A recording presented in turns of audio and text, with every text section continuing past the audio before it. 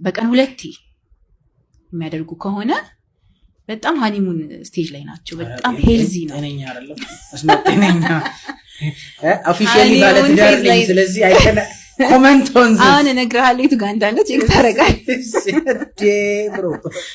እና በቀን 2 አሁን ይሄ ኖርማሊ ሃኒሙን ፌዝ ላይ ኤክስፔክት የሚደረግ ነው። ሃፕሊ ሜሪድ ናቸው መጀመሪያ አካባቢ ነው። ይሄ በቀን 2 ነው። በቀን 1 ሲሆን ደግሞ በጣም ቬሪ ሃፒ ካፕልስ የሚባል ሜሪድ ካፕልስ ናቸው። በቀን 1 ከሆነ ይላል። አንዳንድ ቀን እየዘለለ ከሆነ ደግሞ በቃ በደንብ ሃርሞናይዝ እያደረጉ እየተስማሙ የሚኖሩ ደስተኛ ባለትዳሮች ናቸው ይላል። በየተሳሰቡ ስለሆነ 1 ቀን እረፍት አለው መሀል ላይ ይላል። በሳምንት 1 ሲሆን ደግሞ በቃ ኖርማል ናቸው። ትንሽ ቢዚ ወደ መሆን ላይፍ ቢዚ እያደረጋቸው ነው እያደረጋቸው ነው። በየ15 ቀኑ ሲሆን ደግሞ ትንሽ ጸብ እየበዛ ነው ማለት ነው። ምክንያቱም ጸብ በመጣ ቁጥር ነው ደግሞ ይሄ ነገር የሚበዛው ጋፑ ማለት ነው።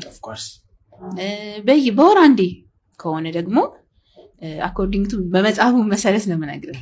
በወር 1 ከሆነ ደግሞ ኦልሬዲ ኢሞሽናሊ የተለያዩ ነው ማለት ነው። ባልና ክፍተት ተፈጥሯል ማለት ነው። ስለዚህ ክትትል ይፈልጋሉ። በ6 ወር፣ በ2 ወር፣ በ3 ወር ከሆነ ደግሞ በቃ ኦልሞስት ቤት ውስጥ ተለያይተዋል፣ ግን አንድ ላይ እየኖሩ ነው። ሲሪየስሊ ደግሞ ከሁለት አንዱ የሆነ ቦታ እየሄደ ነው ብዬ ነው። ኦፍ ኮርስ እንደዛ ነው። 2 ወር ብዙ ነው፣ አንድ ቤት እየኖሩ። ሲሪየስሊ ክትትል ወይም ካውንስሊንግ ያስፈልጋቸው ተለያይተዋል ማለት ነው። እና ይሄ ነው ቴርሞሜትሩ። በዚህ እንግዲህ ራሳችሁን ቼክ አድርጉ ነው የሚለው መጽሐፉ። በጣም ኢምፖርታንት ነገር ነው ሴክሹዋል ነገር ትዳር ውስጥ ማለት ነው። ትልቁም ቦታ እንደውም ከአንድ ሰው ጋር እያወራሁ ምን አለኝ፣ የትዳር ፍቺ ሪዝኖች ውስጥ ከ3ቱ የቤተሰብ ጣልቃ ገብነት፣ ፋይናንስ እና ሴክሹዋል ነገር ነው ቶፕ 3 የሚባሉት። ያስማማሻል? እስማማለሁ። ሶስቱ ኢሹ ሴንሲቲቭ ናቸው አይደል? በጣም ሴንሲቲቭ ነው። ብዙ ትዳሮች የሚፈርሱት በዚህ ምክንያት ነው። ገንዘብ፣ ቤተሰብ ኢንቮልቭመንት፣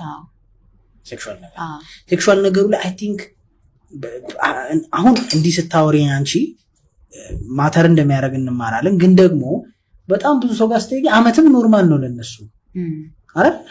ያልተመቸኝም ኖርማል ነው ለነሱ እንጂ ኖርማል አይደለም እኮ they don't even see it። በተለይ ከሴቶቹ ሳይድ